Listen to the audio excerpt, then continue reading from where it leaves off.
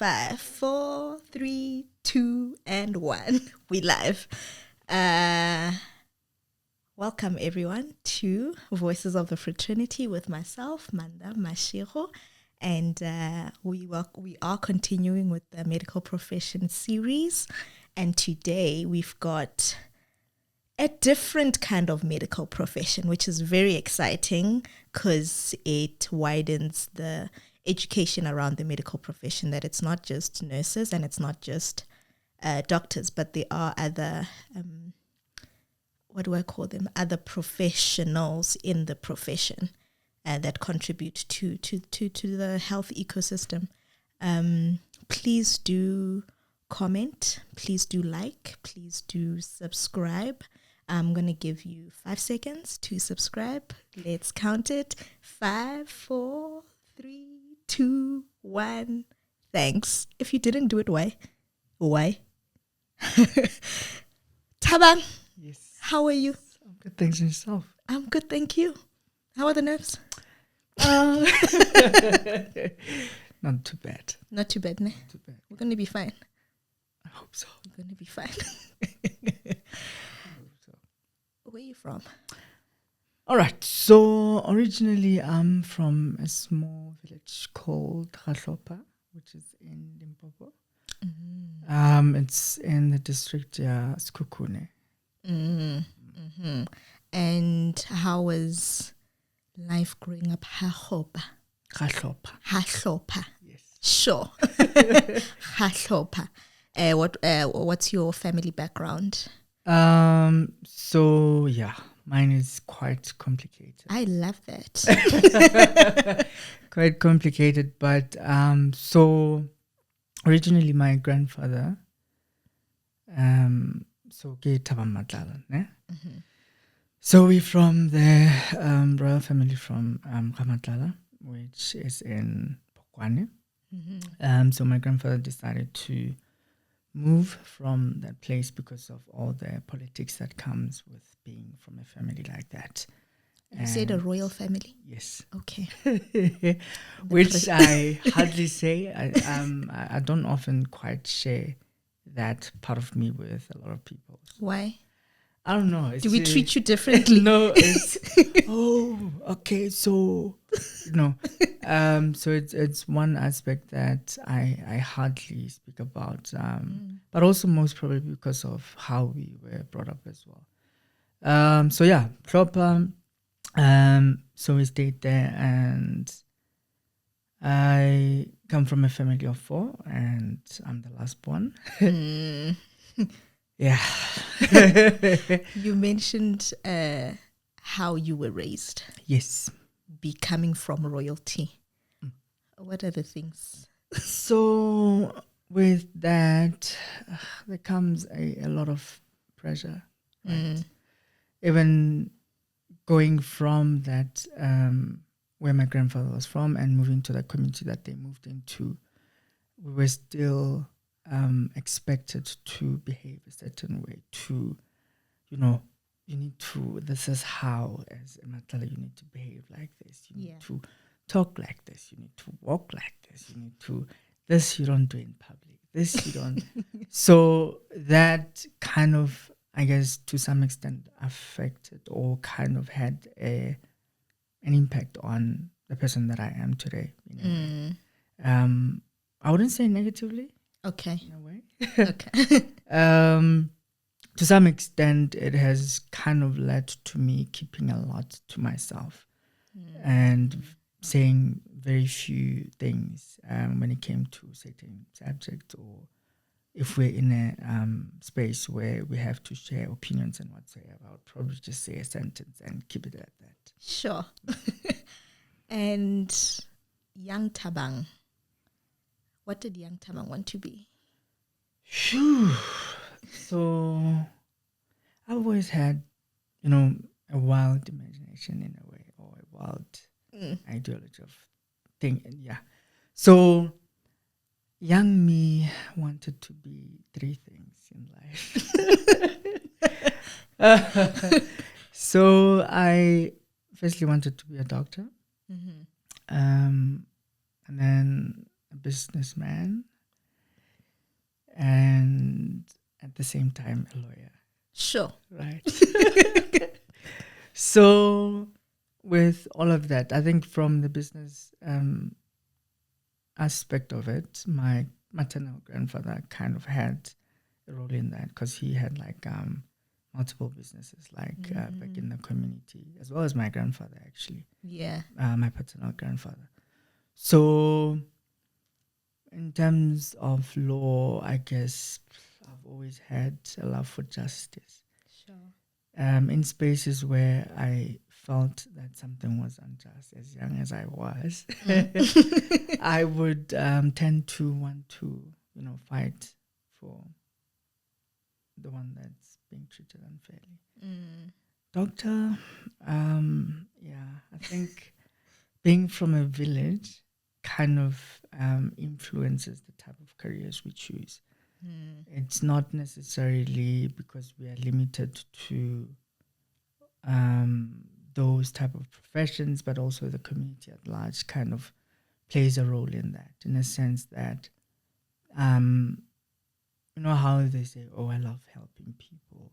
I love doing that, which is the exact opposite. When you come to do it, it's actually different from what you thought as a child. But as a child, I think that's pretty much what I was exposed to. My aunt was a nurse.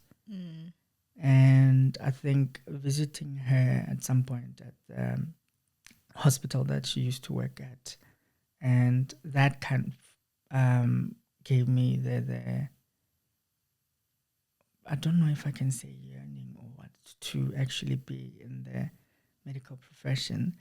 So both my parents were teachers. Okay. Lovers of education. And by education, I mean my dad would literally just be chilling and he would be reading something. So it wasn't necessarily reading to qualify in something, but he was one of those that enjoyed reading. And with that, my mother also kind of played a role in that, in me specifically choosing what I do now. Because she will always say, yeah, I see you as this, I see you. Yeah. Which I think is also a dangerous game because as parents, we should probably allow our kids to also kind of like explore a few things. But for me, that was kind of like I don't want to say predestined to be in the profession, but the people I was around, my family, kind of played a big role in that. And also, the whole thing of like when you go to public hospitals and you see how long the queues were, and so I've always wanted to make a difference in that. Still hoping that I will, because I'm not yet there. In terms of changing how the public health system is. And where did you go to high school?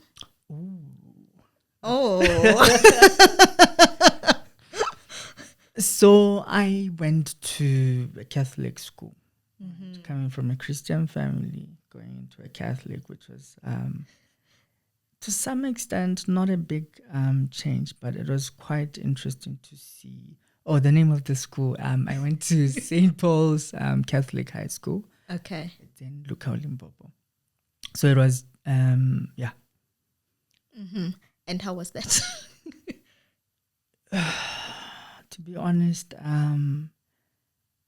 for a Catholic school, it was quite messed up. I'm sorry, Mr. But it was a very interesting time in a sense that you're now in your preteens or teenage years and you're in a school that enforces the Bible so much. This is what we do in this school. This is what we believe in. This is how we expect our students to behave. They did the total opposite of that. Literally the opposite of everything that was being taught. And for me, obviously, I don't think I ever told my parents about things that happened at school. How is school? Great. Because they would pull you out. They would pull me out. And but one thing that I enjoyed about that school is that, so we used to have something called inter-Catholic school competitions. So instead of going with your normal government schools where they have like sports activities and whatnot, we would only compete with 6 other schools, Okay. which were also Catholic. Right. So we would have like a sports day where maybe, let's say, maybe around March would have sports, and then in May there's like a music festival, and then sometime around August there's like athletics, right? Okay. And they had this thing of giving us a day off. I think it was sometime in March or Feb or something, where the teachers would go to, like, it's an annual meeting for the Catholic schools. I think that's where they would go do their planning for the following year or something. And for us to have that, where we call it a holiday of some sort, it kind of like set you apart from other schools in any way. But apart from the shenanigans that were happening at school, it was quite a great school to be at. Yeah. The teachers there were amazing, and most of them were supportive. So let's say, for instance, if they would notice that a child is not doing well, they would literally call you. One of the teachers would call you into the office and say, "Hey, Thabang, I see your marks are dropping. Is everything all right?" And it's someone who was kind of always in the top 10. Yeah, it was quite difficult in a way because you're always in the spot, like in the limelight, you know. Yeah. You are known because, oh, there's this guy in grade 8 called Thabang. So it puts you in that spotlight where now they know that, oh, there's a person named Thabang. Apparently he became, he was like top 1 out of all 3 grade 8s. Yeah. So now everyone wants to know who's this. And as shy as I was back then, I didn't like the spotlight. I just liked being there at the top, but not to be known. I don't know if that makes sense. It's like I just want to do my thing and not be known. You didn't take pride in being, I'm one of the smart kids. Not necessarily. I think because I've been at the top since primary, so it wasn't a new thing for me. It was just that I needed to navigate high school without being known.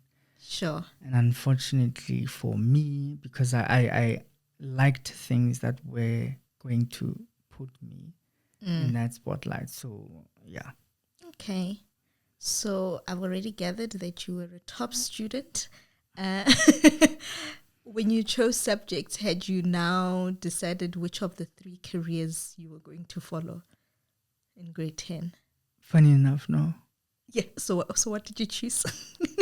I chose the science stream. I believe that was mainly because of I used to love biology. Like I loved biology so much that I didn't care what other subjects I had. As long as biology was there, Part of it. I am there. So I chose that. And then there was physics as well. And then I said I must choose another subject, I believe. So I just added history, which is different from the 2. So it wasn't until grade 11 where I finally, because we had to apply, I think by then. Yes. I made a decision that, you know what, let's just decide. Yeah. But with that being said, so I lost my mother during my grade 10. So that kind of shifted things a bit. Sure. To a point that I started now questioning my decisions, you know. At that tender age, I was now asking myself, okay, if I choose this, am I choosing it because I want it? Am I choosing it because I feel guilty as if I owe it to my mother? Or do I really, really, really want to, you know, do this? And I think that's where I was just like, I'll just apply for the sake of applying. Because I was going through a dark process at that time. And having to navigate that space and feeling low-key depressed, right? And now I have to make decisions about my life or what my life has to become. In that depressive state. In that depressive state. And yeah, from there, I was just not so sure as to what I should do. So in grade 11, when the time to apply came, I remember applying for medicine at, what's this? It's now called SMU. It's Fakumakato. Oh, Medunsa. And then I applied for physio at UCT. So now I'm just for the sake of. And then I applied for a BSc at University of Pretoria, and medicine as well. Okay. So now this is just like me, just saying, you know what, whichever, I'll just see. Yeah. Grade 12 came, we wrote our finals, and then I think I got a response from UCT. My parents, my dad at the time, was like, UCT is too far, my brother. UCT is too far. What if something happens and now we have to, fly down to Cape Town? So I was like, oh, okay, cool. SMU responded as well. And then UP as well. So with UP, I was like, UP is closer, right? Let's start with that one. So I went to UP to go register, right?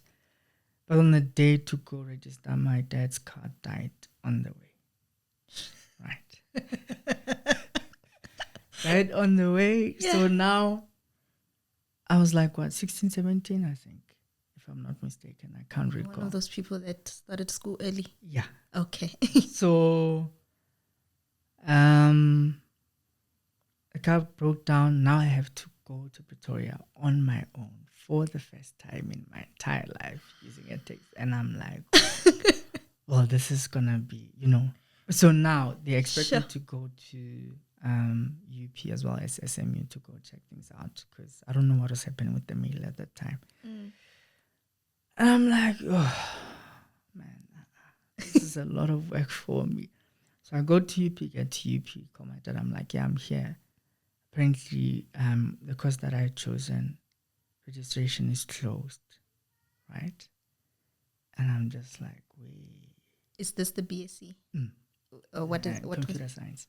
Okay. But you also had computer science in the mix. I was just... Yeah. And then from there, I just sat under a tree and, just thinking, what do I do now? Because I'm still waiting for them to fix his car so that he can come and then we can go to SMU. Yeah.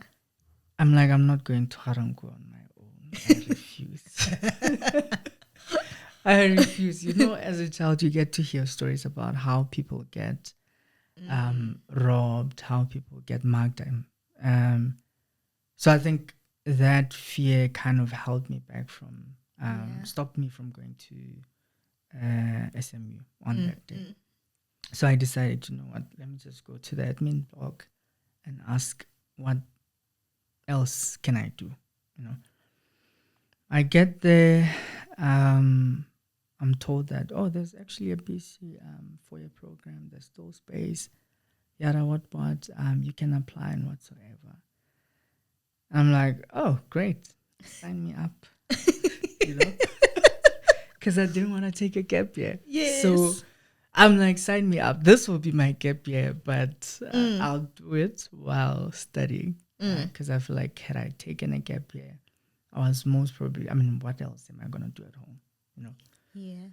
In as much as people take gap years to kind of think about what they really want to do with their lives and stuff like that. I felt that had I taken a gap year, I was most probably not going to continue with studying. Right. So signed up for BSc for a program. I think it was biological and agricultural science. Okay. So now the surprise came when I was being told, oh, actually that one you're going to attend in Mamelodi. I don't know. I was like, Mamelodi, oh, okay, cool. That's fine. Okay. That's fine. Because I have cousins that stay in Mamelodi. So for me, that was like, at least I'll have someone that's close to me. Okay. Sorry.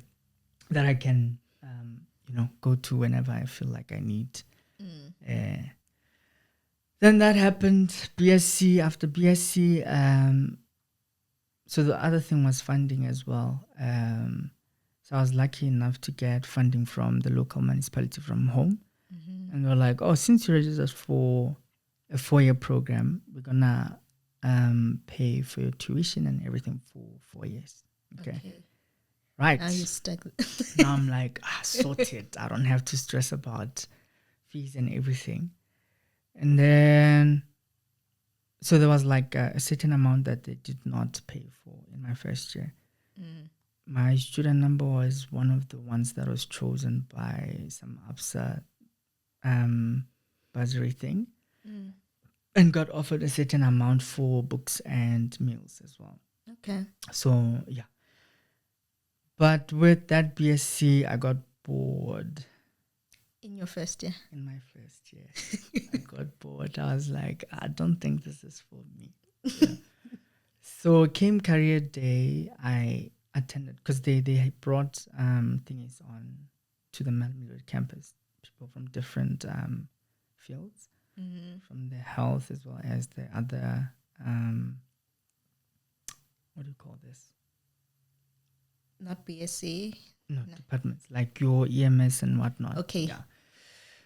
So I went to the health one, and that's when I heard about a Bachelor of Clinical Medical Practice, which is a 3-year degree, right? I was like, oh, this is something I can do, right? 3 years, you are in university and you're out, right? I was like, oh, man. So the person that was doing the presentation on that day, the day I see them, sold us lies. It's like, oh, no, with this course, just 3 years, after 3 years, you can actually work in different countries. I don't know why they put that in their presentation, right? And I was like so excited because working while traveling, that's something that would actually, And I was like, okay, this is something that I can do. So I went to the admin office and said, I want to transfer to BCMP. Right? This was in 2012. So now I'm going to go and study BCMP in 2013. So I'm starting first year. Again. Yeah. Right. I'm like, oh, let's go. So yeah, I transferred to the medical campus, but I was still staying in Hatfield now. Okay. Right. So traveling to medical campus every day. And you know how Hatfield campus is, the University of Pretoria. There's life there. I got distracted. I'm not going to lie, I got distracted. So as someone who used to have like a proper study, schedule, now I'm in Hatfield, everything's just being disrupted. My life is just, nothing makes sense anymore. So we had like different subjects, right? Modules, let me say. And one of the modules that I struggled with during my medical career was anatomy. Because now that's Latin and whatnot. You need to learn this. Oh, supra means what? It's lateral, So it's like a new language compared to what, in as much as I did biology, that was like small stuff. Yeah. Right? Now you have anatomy and you need to learn And there's pharmacology on the other side, where you have to now learn like a whole lot of medicines, right? Their names, their derivatives, I mean, right? So yeah, studying BCMP was not easy. I'm not gonna lie. It was not easy. Yeah. As someone that used to be on their A game, I was seeing flames. I was seeing flames. I was shocked, right? That this cannot be me. This can't be me, you know. So I had to now go back to the drawing board and relearn how to now be me in the medical field. Yeah. Yeah.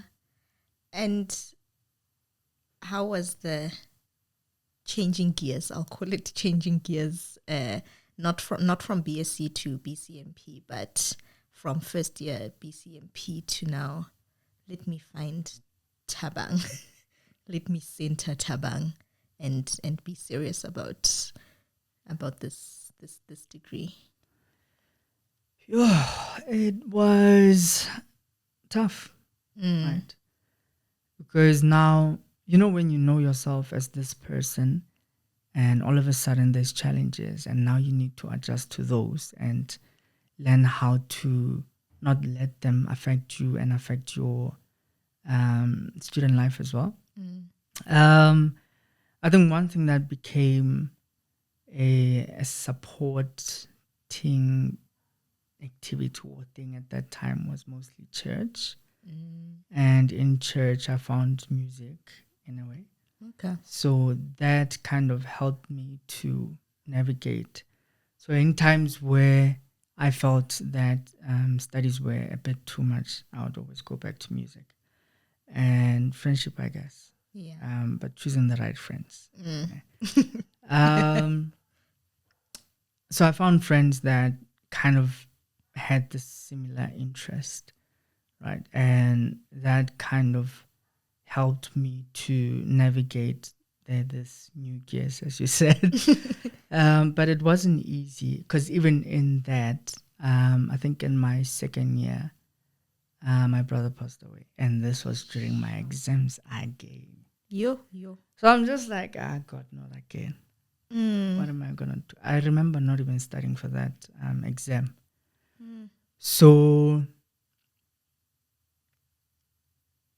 I almost failed that year, I think. Right. Yeah. Yeah, I was back to, it's like now I'm back to the grade 10 me again. And I still have to now finish because I think I owe it to my parents to, you know, get a degree, and it just wasn't gelling at that time. So I decided, let me just go speak to the course coordinator.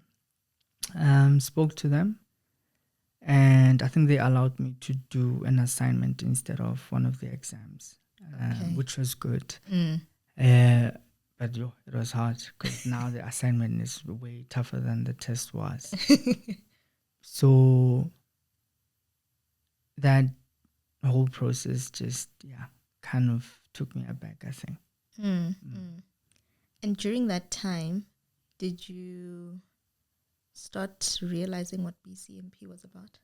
Yes. When did it dawn on you that actually this is what the future looks like? All right. So we get to do clinicals, right? With clinicals, that's when we get to go to the hospital to actually have a proper patient-orientated consultation, if I may call it that. This is where you actually get to learn to interact with real-life patients. Sure. So with our course, what it does is the first 6 months of your first year, you're mostly doing theory. And the second semester of first year, you're doing theory plus your practicals.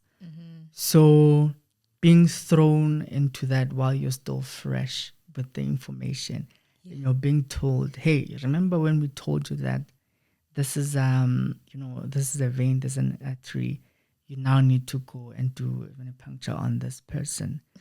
And now you're just like, okay, I'm still new here. Like, you didn't even give me a chance to absorb all the information that you guys have shared with us. So I think in my third year, that's when I realized that, okay, this is what actually PCMP is about. It's one of the professions within the medical field that's looked down upon, mostly undermined, overworked, underpaid. So, during practicals, you would literally get bossed around, just because you are a clinical associate student, right? And I then realized that some of the healthcare professionals still did not even recognize as to what a clinical associate is, what they do. Oh, and just to give you context, it's only offered in like 3 universities. Okay. Wits, Walter Sisulu, and University of Pretoria. Okay. Yeah. So now we're in practicals, and the treatment is not nice, from the time you get in until you knock off, And I was like, I don't think this is the type of life I want, Because in my head, I was like, oh, I'm going to make a change. From here, I'm going to the public hospitals to, offer my services. But after experiencing that type of treatment, from there and then I decided that I want nothing to do with the public space, right? Instead, I'm going to go into private. I remember having a conversation with one of my friends, because the ones who were working were always telling us that they are underpaid. And I was like, I refuse to be that guy. When I start, this is how much I feel I deserve, and this is how much I am going to get. Yeah. And so I started kind of connecting with people in my last year, like qualified clinical associates, trying to just get advice on what they did, how they went about, getting through the hoops and stuff. And yeah, that was helpful. Yeah. Can you tell us, so are you in a private hospital now? No, I'm in a private primary healthcare center now. Okay. A healthcare center. Please explain to me before I ask my question. So with primary healthcare, it's like a GP setting, like a general practice type of setting, but leaning towards more of like a small clinic in a way. Yeah. Yeah. So my question was, so it's twofold. If I walk into a public hospital, what can I expect from a clinical associate? And if I walk into your center now, what can I expect? So what is it? How do nurses, clinical associates, and doctors interact? What does that interaction look like? Okay. So I was fortunate enough to work in a public hospital just for 2 years. One of the biggest hospitals in Gauteng as well. So it's a tertiary hospital. So in that setting, The one in Soweto. Kiako Soweto. Yeah, Soweto. No. The one in Tembisa. Okay. Yeah, Tembisa tertiary.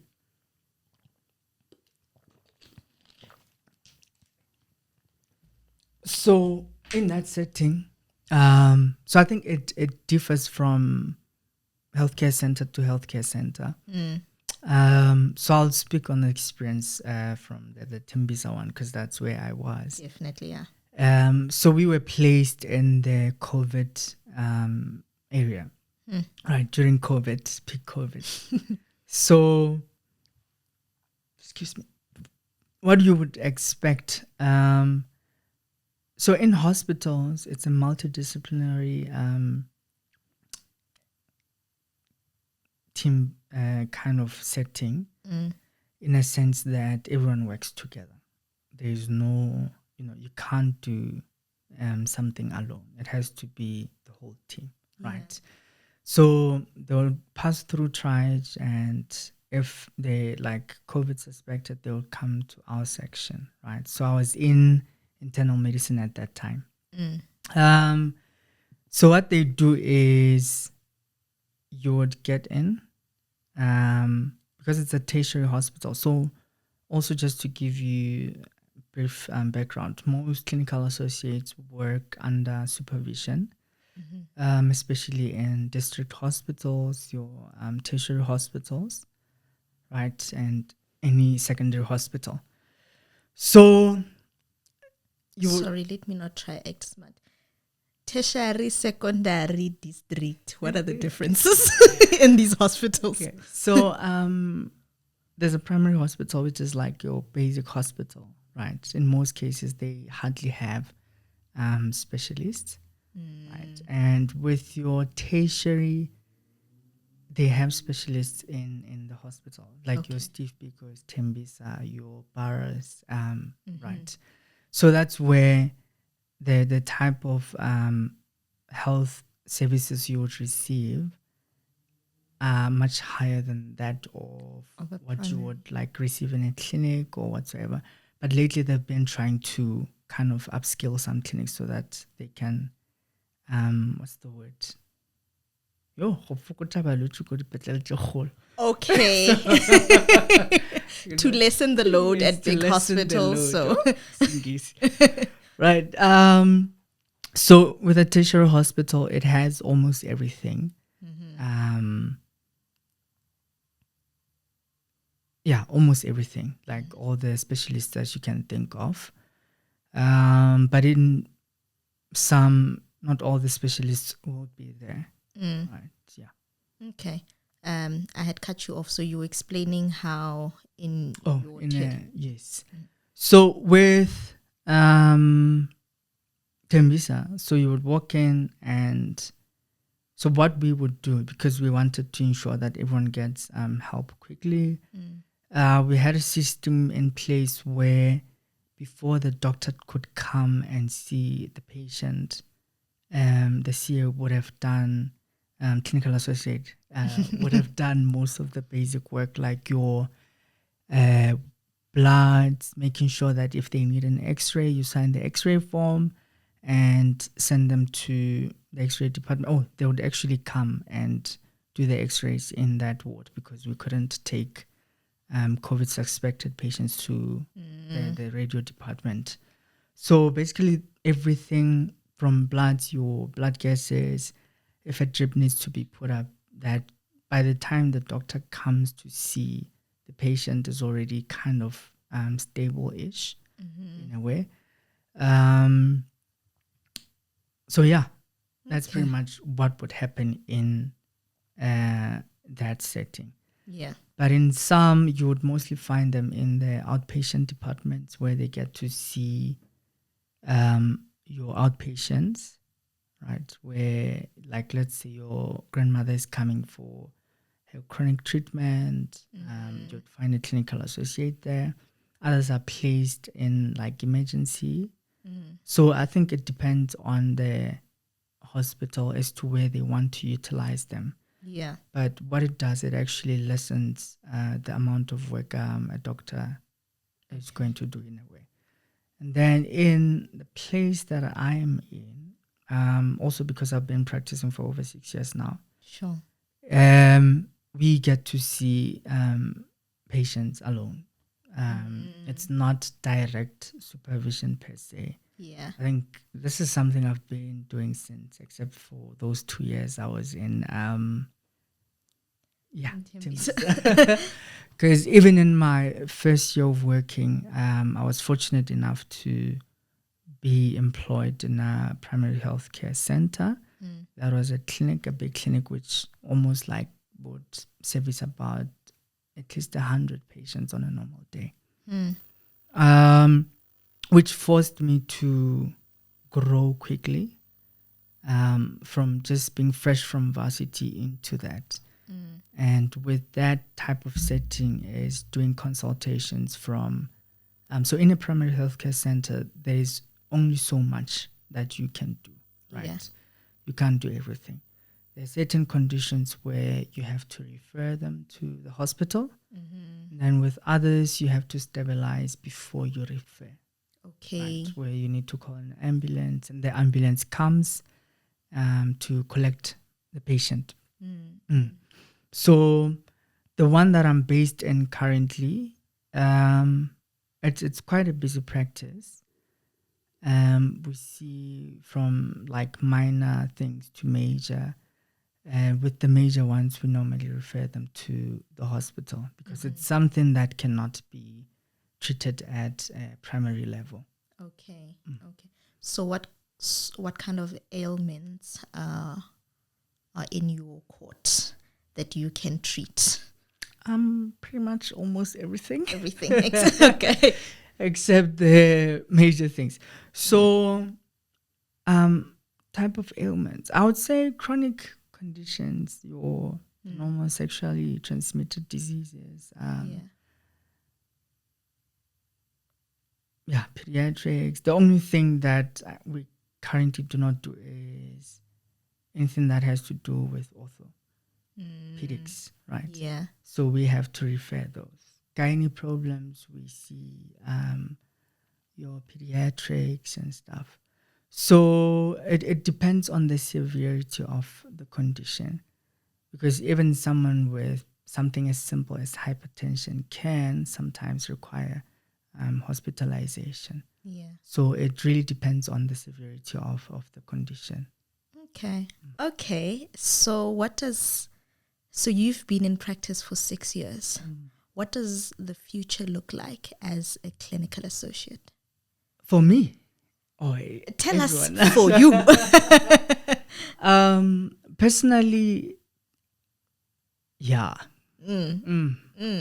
Tell us your secrets. So I love art, right? I love writing. And for the past 5 years, I had stopped doing some of the stuff that I loved. So I'm slowly getting back into that. But professionally, I'm hoping to continue and do my master's in public health. And hopefully in the future be within the research field. Okay. Because clinical medicine, if we're being honest, it's something that I want to do part-time. I love it, right? I love it. Don't get me wrong. I love it, but I want to do it part-time in a sense that it's something that I get to do on the side. Yeah. But mainly focusing on research that will improve the health care system, the public health care system of South Africa as a whole. Yeah. In short, because I don't want to say much and then. But yeah, that's something that in future, what my future looks like. Yeah. No, thank you so much for sharing, but also educating us. I think I speak for everyone that's watching and listening that we now know a little bit more about BCMP, and hopefully, would you advise people to follow that career? Follow your heart.